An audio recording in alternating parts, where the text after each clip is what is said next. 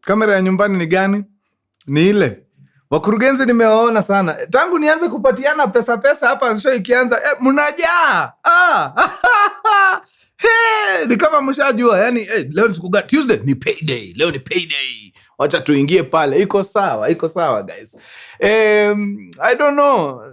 Tuendelee ama tuachie hapo kidogo because at this rate mtanirudisha ushago you guys. Mnasemaje? Tufanye kamoja kamwisho. One last one alafu tufikirie. Okay, very nice. Haya. Ratiba ni ile. Pale kwa description kuna link. Gonga hiyo link. Ni ya Sendwave. Download it. Ukisha download, fanya nini pale? Registration. Ukisha register, use my promo code ABEL. Ukisha tumia promo code, weka $10. Ukisha weka $10, mimi nakupatia kwanza $3. Just, for being a good guy, a good person, na kupiga 3 kwanza. Then, once you've done that, chukua screenshot, weka hapa kwa mkurugenzi, stories@mkurugenzi.co.ke. That's the email, nataka utume hiyo screenshot. stories@mkurugenzi.co.ke. Na in case una any challenges nini, that's the same email unatumia, tutakusaidia haraka upesi. Once you've done that, I know, niliwapatia $25.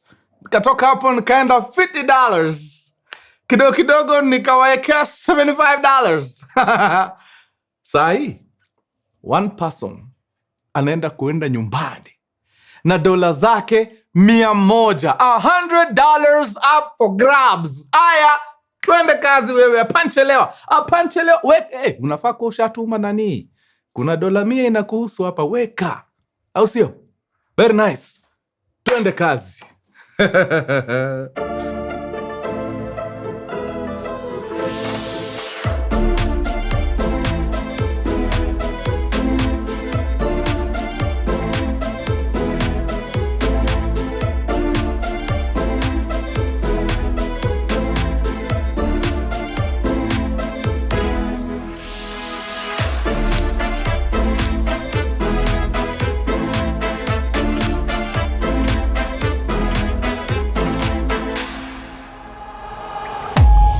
Mkurugenzi, alo, moment. Mkurugenzi Diastories na kama K. Kabla sijaingia kwa hekaya, you definitely know what we about to do, man. Lazima tusukumia super shout out to our super customer of the day. Na leo ni none other than the beautiful Caroline Ng'ang'a. Alo. Hey. Caroline, uliingia ukashine kwa hiyo site. Yani uling'ang'a pale kwa site wewe. Hey. Iko sawa mtu yangu. Iko sawa. Asante sana mazee. God akubless je come through. Na mtu yote mwingine ameingia pale kwa site akafanya mambo yake, tunakucheki mtu yangu. Tunakuona sana. Barikiwa sana. Na mtu yote ambaye ajui tunaongea juu ya site gani, site ni mkurugenzi.ke. Is where it's at. Ingia pale cheki mamambos. Ikikubamba pita nayo, au sio? Very nice. Very nice. It's been a minute since nifanye Diastories. Nikasema leo acha nifunge Diastories. Actually sijui mtakuwa mnaiwatch lini, lakini ni among my last shoots kabla sijaingia nchi za ng'ambo pale niwatafutie merchandise hatari. Yeah, so nikaona ni poa nifunge na hii. Now, wangwana watu hujipata Ulaya kwa njia nyingi. Kuna watu wanang'ang'anaga na green cards huku kwote, wengine mambo ingine ambayo sitasema ni gani. Na huyu wetu main character wa story yetu ya leo ni among hao watu walijipata huko na njia ambazo zisizoeleweka. Yeah. Now, huyu binti, na sijui kama mnasikia some construction huko nje. Kama msikii tunaweza endelea. Huyu binti story yake inaanza akiwa Kenya. Msichana mrembo ako shule ya chuo kikuu. Fanya mambo yake pale. Na unajua siku hizi bana mambo imekuwa tough. Si ati jueni student sasa ukae tu nde utegemee mzazi. Hapana, inabidi unatafuta shughuli hapa na pale. Hapo kwa kutafuta shughuli ndio kidogo alienda direction ambaye si advocate sana watu waende. Is risky. Yeah, it's risky. Watu wanatafutaga pesa kwa njia nyingi. Kuna watu wanafanya academic writing. Sasa naona mumeanza kuingia forex. Huyu aliamua yeye avenue yake hatari ni wazee. Ni muzijana wanapenda wazee. Akina baba anawa entertain sana. Sana. Na sijui walikuwa wanampata aje. Sijui kama alikuwa ameingia site fulani ambayo hao akina baba uaga wanatembelea ndio wanaweza kupatapata hao watu. Na kusema ukweli, Kidosho mwenyewe anajiweza. Ako sawa kabisa. So yeye kupata akina baba ilikuwa ni chapchapu rahisi. Na akapiga hiyo shughuli. Na ndio huyu mtu nyota yake ya wababa ilikuwa imeng'aa. Ilifika mahali mpaka sasa wababa wa nje wanamumulika. Yaani sasa wewe uko na wababa international. Wewe umefika wewe. Siku moja ako pale bana, amepata ujumbe, anaangalia anapata ni kaka Mjerumani. Yaani wewe unapendwa na mtu anashabikia Bundesliga. Uko sawa wewe. Yeye huko ni wa Bundesliga, wewe hapa ni mabudaliga. Sawa sasa. Jamaa akamwambia ni aje mtu yangu, nimekucheki, nimekulola, nimependa.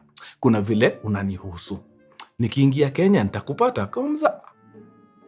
Kwani umefanya nini? Ingia Kenya utanipata mtu yangu, niko maeneo. Mara hiyo. Piga ndege yake safi, mzee mzima ashaingia hapa. Wakakutana. Kawambia sababu tuko kwa territory ya Kenya. Nifungulie vipengee viwili angalau vya constitution yenu hata niji familiarize. Nisome hata section 2C niangalie inasema nini. Msichana akamfungulia vipengee kadhaa. Yaani mjamaa hajawahi ona hivyo. Alirudi Ujeru akiimba msichana. Huyu ni hatari. Unajuaga wewe kama binti umefanya kazi safi kwa mubabas, ukiona anapatiana recommendation kwa wenzake. Like wazee wenzake, munaenda Kenya, musitoke huko kabla muongee na Stacy. Ule ni hatari. Do you know it did not even take long. After kitu kama miezi 2 ama 3 anapata ujumbe. Ni aje? Safi, naitwa Alex. Na simu hivi ndio Mjerumani anaweza ongea Kiswahili. Nimepewa namba na ule jamaa mlikuwa na yeye last time. Amesema we ni hatari. Naweza kukupata. Of course, kwani yeye udu? Akamwambia sawa, njoo mazena. Akamutumbuiza. Kenyan Constitution jamaa alienda nayo ikiwa kwa fingertips. Ameonyeshwa kila kitu pale. Na akafanya nini? Akarudi Ujerumani. Sasa huyu wa pili, wachana na ule wa kwanza. Ule wa kwanza not so much. Huyu wa pili ali-maintain communication. So kila time anamjulia hali ni mambo iko aje, uko sawa? Dema, niko sawa, ina mambo kidogo. Jamaa anamrushia hata tu senti nini. Anamwambia bana, since niko mbali, hii constitution tunaweza isoma virtually. Tuisome hapo kwa Zoom. Wanaitandika hapo kwa Zoom maraka faster. Jamaa anafurahi, anarusha senti kidogo za upkeep nini. Kumbukeni hii time yote msichana wetu ni wa university, si ati anataka pesa mingi. Hii kidogo tu ya kusukuma maisha hapa na pale. But la haula, huyu Mjeru hamuachili. Anampiga ma conversations daily. Mpaka dem anaanza kushindwa, okay, huyu rada yake is vipi? But ni sawa tu, una entertain mtu sababu ni client, lazima umu-entertain. Then story ikaanza kubadilika, ikaanza kukua. Mazee sheri uko mbali mtu yangu. Ndakupata aje jo? Vipi tunaweza make distance bana ipungue jo? Wewe huko ni mbali, naumia bana nikiwa Ujeru huku. Dema kaanza kuona kwani nini tunakimbiza, si ni pesa? Na pesa iko ng'ambo. Hapo mahali huyu mjamaa anaelekea hapo, anataka kunipeleka Ujeru, ninaenda. Plan ni moja, nafika Ujeru, tunadanganyana, ananioa, napata ile citizenship, alafu after some time namtoka, naanza maisha yangu safi. haki ya maisha niko nayo. So binti akajitolea kwa udi na uvumba. Hiyo ndio ilikuwa ni route. Na wakafanya mambo yao. By this time kadem ketu kashamaliza university. Sasa ako ile pilka ya kutafuta wera hapa na pale, lakini why are we looking for jobs wakati kuna mjamaa fulani huko anataka mambo yake? So binti akaingia box pale na wakapanga shughuli safi, jamaa akafacilitate, and before long binti wetu akafunga safari rasmi kutoka Kenya mpaka wapi? Ujerumani. Hii yote ni courtesy of a guy ambaye alipatiwa recommendation na mtu mwingine mwenye alikuwa before. Unaona vile universe waga inafanya kazi. So in fact ndio muweze kuwa differentiate, wacha tumuite man 2. So kuna man 1 na man 2. Man 1 ni ule alikuja wa kwanza, akasikia fit, akaenda home, akarecommend. Man 2 akakuja kuthibitisha na akadiscover ni kweli. Sasa amerusha ndoano pale, ameleta msichana wapi? Ujerumani. Sasa msichana wetu wako pale, lakini kumbukeni yeye hapo kwa mapenzi ya yuko. The only reason ameingia hiyo safari ni sababu yeye anataka kuanza maisha wapi? Ujerumani. So lazima afuate script vizuri. Jifanye unapenda huu mtu mpaka ndoa iingie nini. Bas. Na wacha nikwambie msichana wetu ni msanii. Alipenda huyu jamaa.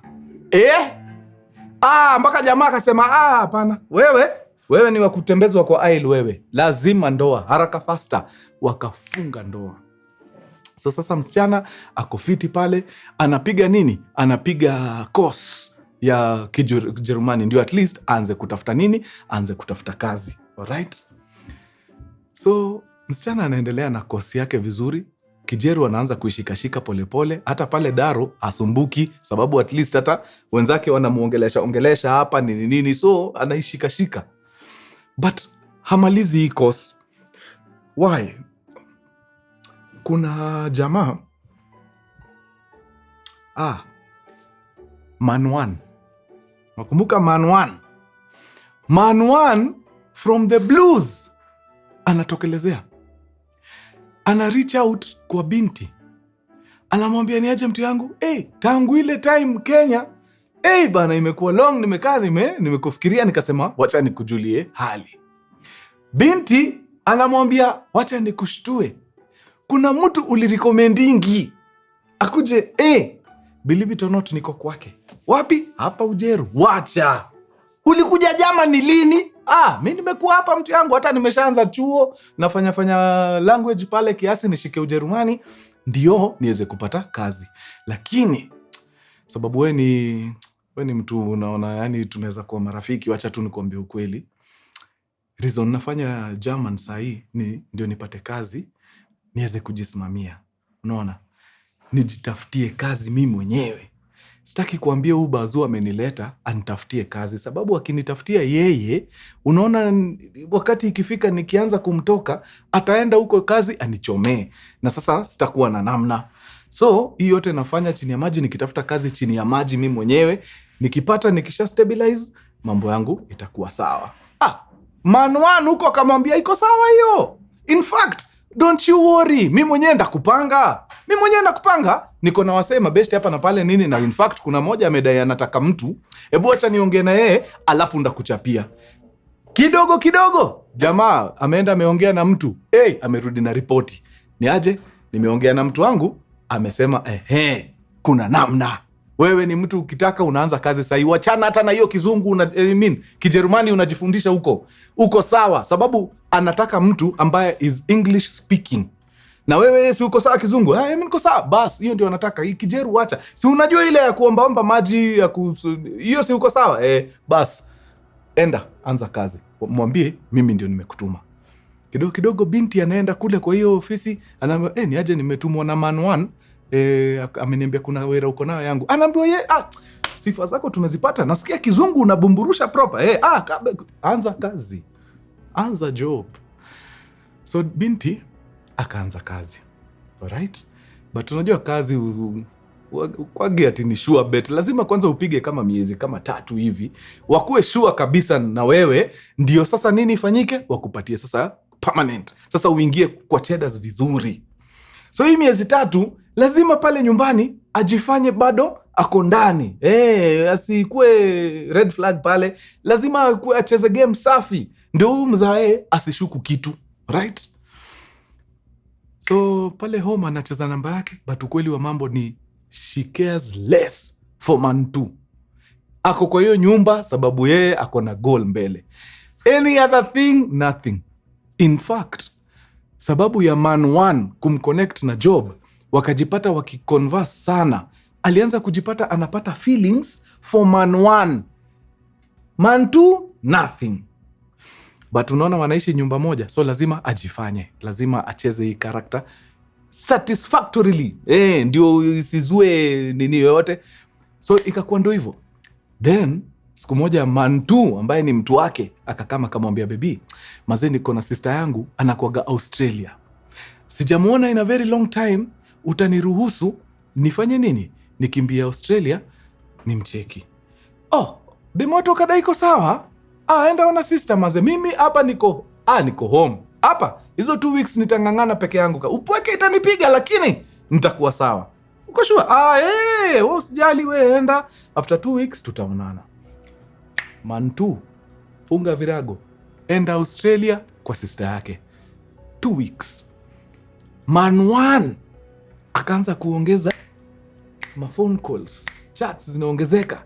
Kadem ketu kakaambia Man 1, in fact Man 2 ayuko ameenda Australia kwa sister yake. Walai, kwa hivyo hata tunaweza kutana tupige hata kahawa. Of course, tukutane mtu yangu. Wakakutana, wakapiga kahawa, wakabonga, wakasikia fiti, but kila mtu akaenda mtaani.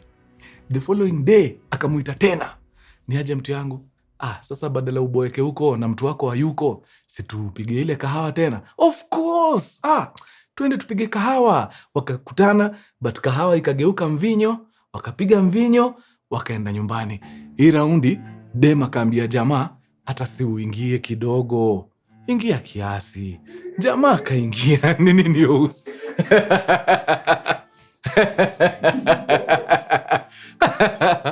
So jamaa akaingia. Hata niingie bana, hata nigonge hata ka white cup kamoja alafu nitoke niende. So night cup alafu nitoke niende. So akaingia, akapiga mvinyo wake nini, na wakaongea fiti, na akatoka akaenda. Siku ya 3 alianza kupigwa mashots huko kwa bar. Shots, calm down. Shots. Alitengenezwa pale kwa bar vizuri. Then after bar, lazima jamaa adrop mrembo wapi? Kwake. Wakafika pale, mrembo akamwambia kama jana, nani, si uingie hata kidogo. Jamaa akasema, sasa if you insist, mbona nikatae, wacha niingie. Akaingia. Aliingia.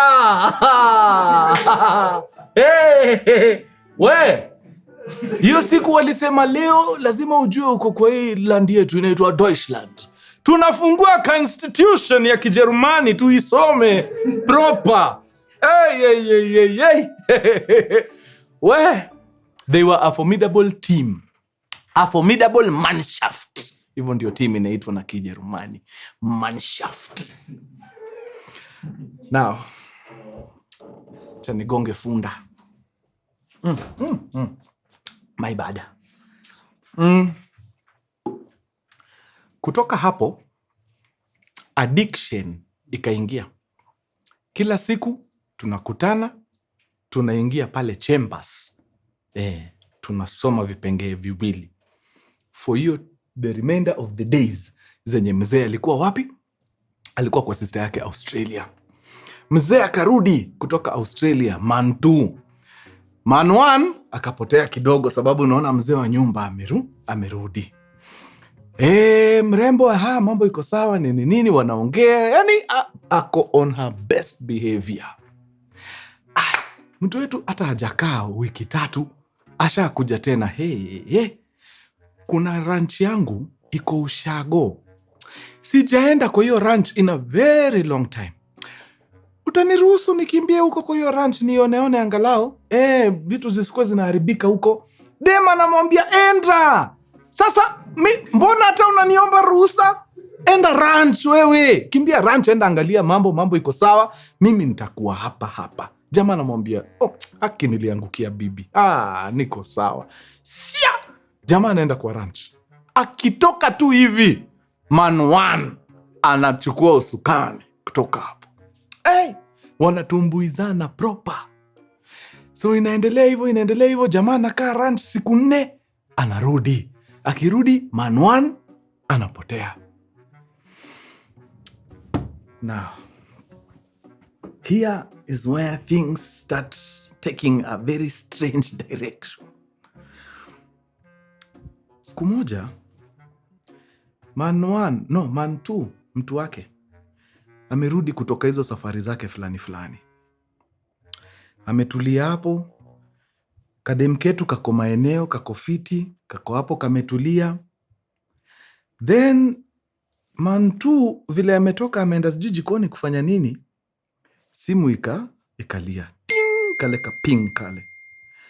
Akaenda kucheki ni nani anatafuta mtu wake, man two, but akapata, hii notification imefichwa kidesign sababu phone iko locked. So akaiweka tu hapo na akatulia. Man two akatoka jikoni akakuja, akabangaiza hapo kando. Kadem kajiwekelea hapa kwa kifua yake. Sababu unajua lazima acheze hii karakter. Ako kazi. Kajiwekelea hapa kwa kifua. Man two akakumbuka, nilisikia simu ikiping nikiwa jikoni. Akaichukua. Akatoa, weka fingerprint, ikafungua. Vile imefungua hivi, dem akapitisha macho tu kap na afanyagi hivyo. In fact, she cares less about huyu mtu anaongea na nani. Hayuko huko, she's not in love, ajali. Hii siku sijui ni nini ilimtuma tu kupiga tu glance tu ile. Si ati alikuwa na yeye ni motive. Ni ile tu simu iko somewhere kwa periphery hapa. Akajipata tu amepiga ka glance. Azu jamaa anafungua simu, akascroll juu kidogo, but vile aliscroll, dem akaona kitu ni kama jina yake, jina ya dem. Akaona nika kuna jina ya dem, kwa hiyo message imescrolliwa. Akashindwa, ngoja, mbona kuna nini imehappen hapo? But hakuona fiti juu jamaa aliscroll, akaangalia ma message zingine nini, then akafunga simu, akaiweka kando. Hiyo kitu ilimsumbua wewe. Akashindwa ni nini hiyo? Mbona nimeona kitu ka jina yangu kwa message za jamaa? Anaweza kuwa anasema nini huyu? Akasema hiyo lazima nijue. So akatulia, akajua huyu mzae, unajua ni mzae, amempiga na karibu miaka 30. Movie anaweza vumilia moja. Ukijaribu kufuatanisha movie 2, analala mbaya sana hapo katikati. So hii leo tunaona movie 2 baby. Ya kwanza mzee akavumilia safi mpaka mwisho. Ya pili opening credits zinaisha hivi tu, mate amemwaga huku kote. Usingizi, wazee hawawezagi. So vile alilala, dem akachukua kidole akaseti wapi? Kwa simu. Akafungua. Kufungua akaona hiyo kitu aliona ni kama ni jina yake. Si jina yake, ni word tu fulani ya Kijerumani hapo inakaa kama jina yake. So amego through all the trouble, amekaa hapo 2 hours akingojea mtu alale ndio aingie ndani, anapata hata kuna kitu ni nonsense. So akasema, wacha nirudishe tu hii simu. Hakuna hata, in fact naangalia kwa nini. It's not like I care about this person. Umse hata si form yake stakagi hata kidogo. Ni kujilazimisha. Wacha nirudishe hii simu. Akienda kuirudisha akajiambia, hebu ngoja. Akiscroll hapo, niliona ni kama alikuwa anaongeaga na man one. Which is not strange because wanajuana. In fact, man one alikuja Kenya, akaonjeshwa vitu anapenda, akarecommend man two akuje asikie hata yeye utamu. So wanajuana. But hawa sasa wanaweza kuwa wanaongeaga juu ya nini? I'm curious. Wacha nirudi hapo kwa ujumbe. Niangalia hawa sasa waga wanabonga nini? Salale. Alifurahia. Mnataka nirudi mpaka wapi? Let me do you a solid. Wacha nirudi mpaka huko kwa recommendation. Turudi huko msichana akiwa Kenya. Juu msichana alienda kwa chats, aka scroll down mpaka mwanzo mahali namba yake ilitumiwa huyu. Si Manuan amekama amesikia fiti, akaenda home, aka recommend, so si alituma namba. Ukifika Kenya, ongelesha huyu mrembo, utasikia good. Alirudi mpaka hapo, akaanza kusoma. Wangwana, Manuan comes to Kenya, meets the lady, feels nice, goes home, tells Mantu. Mantu comes. Sikia safi. But to be really honest, hana haja. Why? Because ako freshly divorced, I think. So mambo ya relationship hataki. But you wonder, kama mambo ya relationship hataki, kwa nini ako na huyu msichana sahi? Wanaishi nyumba moja. In fact, alimuita, akambembeleza, akampropozia, wakaoana. So kama ako divorced, kwa nini ako na mtu kama hataki mrembo at that particular time? Why are they together now? The chats continue. Man 1 tells Man 2, mtu yangu, si ulienda ukasikia? Maze hiyo kitu ili ni bamba deadly. Mi natafuta vile yani naweza kuwa nikisikiaga hivyo kila time. Kweli? Na sasa utafanyaje? Mi maze hiyo long distance haiwezi, inanibo.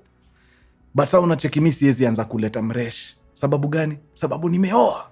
Niko na family. Siwezi anza kuleta huyu mtu mweusi hapa, walikuwa wanamuita black chick. Siwezi anza kuleta huyu mtu mweusi hapa. Sasa wewe juu uko divorced, wewe utanisaidia aje? Jamaa akamwambia sawa. So unataka tu akuje karibu? Sawa. Akaanza kuongelesha msichana, anaongelesha msichana. Msichana akaingia box. Msichana kuja Ujerumani, fikisha ripoti. Msichana wako nishakuletea. Very nice. Ako kwako? Ako kwangu. Sasa taka nikuwe naonana pia mimi na yeye, nasikia fiti. Very nice. Haina mambo. Si mimi naweza kujipatia tu shughuli. Siwezi kosa shughuli. Utajipatia shughuli wapi? Si mimi namwambia tu niko na sister Australia, lazima niende wiki 2. Lakini hauna sister Australia? Hiyo wewe ndio unajua. Ajui. Mimi naenda Australia wiki 2, wewe si unataka mrembo? Bas. Naenda Australia wiki 2, wewe cheza kiwewe. Hizo vitu zote ziko kwa chat. Hebu wewe jiweke kwa position ya odem, unasoma hizo vitu. Jamaa anajitoa anaenda Australia wiki 2. Australia gani? Yako kwa hoteli hapo. Mpaka azaa watu wako pamoja, wanasoma constitution, juu mwingine yako Australia, wanachatigi. Bado uko kwa hiyo hoteli yako? Niko hapa mazee, housekeeper mazee ako na haga. Imagine, hizo ndio vitu wanaongea. Sawa, umesikia fiti ya kutosha? Nimesikia fiti. Narudi home. After some time, gadhe. Nasikia kiwi. Niko na kiwi. Basi wacha niingie kwa ranch huko Ushago. Hauna ranch Ushago? Wewe ndio unajua. Mimi naenda ranch Ushago, wewe fanya mambo yako. Okay, sawa. Jamaa anapotea 4 days. Ako ranch Ushago, ranch mlinunua na yeye. Ako kwa hoteli hapo. Kuna housekeeper ako na haga.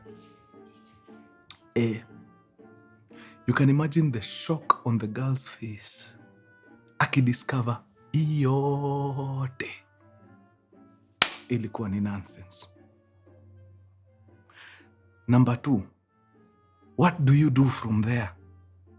Do you confront your husband, who is not really your husband? Mko hapo games? Ama by the way una do what? Endelea kusoma chats. Demi yako amesema anasoma kizungu ndio atafute kazi. Lakini hataki wewe umtafutie kazi, sababu wewe ukimtafutia ile siku mtakosana unaweza enda umfutishe. Sasa hapo tutamsaidia aje? Itabidi tu mimi ndio nimsaidie. Sasa tutafanya ama wewe uko na mtu ako na kazi? Mimi sina. Bas, itabidi mimi tu ndio nitafute. Jamaa anaenda anatafuta kazi, anaambia Manuan, mwambie aende kwa nani fulani atasaidika huko. Wanafanya tafuta watu wanaongea kizungu. Manuan anaambia dem, nimekutafutia kazi utapenda, hata hiyo kijamani ulikuwa unasoma wachana nayo.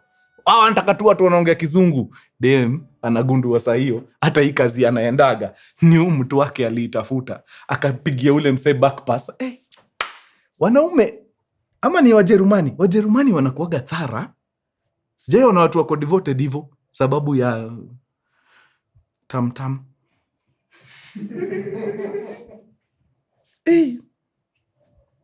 Odem aliishiwa nguvu kabisa. Alishiwa nguvu mpaka ile acting ilikataa. Alikuwa anajaribu kubehave ni kama everything is normal, but mse alipick up tu kuna kitu imechange na udem. And since the guy does not care, alikuwa hapo assignment ya rafiki yake, akaambia dem, by the way nasikia nimechoka. Bana we toka uende. Toka uishie. Na akaenda huko mahali ule alikuwa ameorganize dem job. Akaambia wasee wachane na huo black chick aishie. Tumepata hata si ati ni mtu mfiti sana. Wachani aende. So huko alifutwa for some flimsy reason. Alikosa kwenda job once. Akapata barua hapo imeandikwa mazee, you are a perennial absentee. Kujagi kazi wewe. Na alihata tu once. So dem akapoteza ndoa hiyo siku. A few days later akapoteza kazi. Kazi ingine kupata inakuwa ngumu sababu gani? Hakumaliza ile course ya kijeru. Si aliambiwa awachane nayo. Wanaume, Luckily, alikuwa amepiga savings. Akatoka hapo akaenda katafuta nyumba. Akafurnish na akaingia. Germany houses ni expensive, rent, expe. So a good chunk of the savings ikaenda. Ile yenye ilibaki akasema hii nikiwaste itakuwa mbaya. Let me just go back to school nifanye hiyo exam. By now kijeru wako sawa, anaongea fiti nini, so exam hata anapita. So akaenda akapiga exam, Mungu ni mwema, akapita. Kibahati akakutana na dem anajua. Imagine uko tu ujeru. Kwanza what are the odds that uko tu mahali fulani Ujerumani unakutana na dem ulikuwa unajua from Kenya. Dem akamwambia usiogope, ndakuhouse kiasi nikutafutie form. Dem akamtafutia form, Said dem mwingine ako na karatasi za Ujerumani, akaenda mazee akaandikwa kazi. Pole pole tu akaendelea kujijenga, pole pole. Mungu ni mwema, akakutana na mwanaume Mkenya Ujerumani. Wameoana, sasa wako na watoto 2. Swala najiuliza ni mzee anajua ile kazi binti alikuwa anapiga before. Because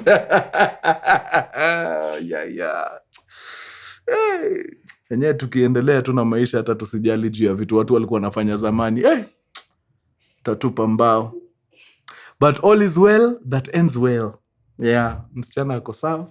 Anasukuma shughuli yake huko Ujeru, lakini wanaume.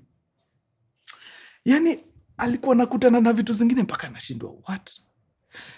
Huyu man tu mwenye alikam kumuoa alikuwa kabla Dema akuje Ujerumani, man tu alikuwa na mcall wafanye hiyo constitution ya virtual. So man tu anamwambia sasa fanya hivi. Okay, sasa weka mguu kwa shandalia. Alafu dondoa mahindi na hii mkono. Yani unajua kuna some fantasies wazungu wanakuaga nazo.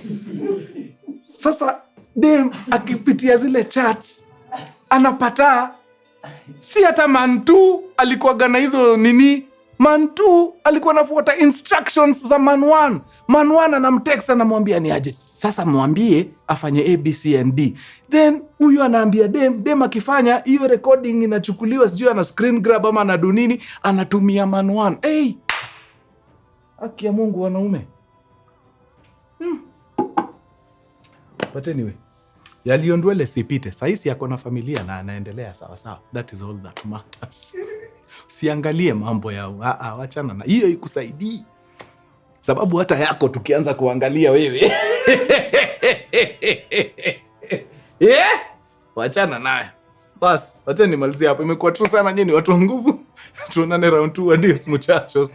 Peace.